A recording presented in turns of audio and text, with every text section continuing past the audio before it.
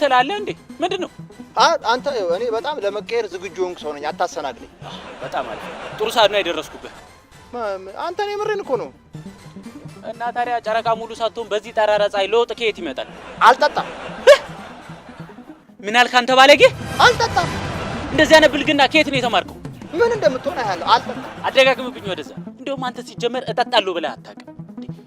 ቆይ እኔ የምለው በመጠጣት ታፍርበታለህ እንዴ? ምን ድሮስ የሚያኮራ ነገር ነው? ደረቴ ነፍቼ ልነግርህ ነው?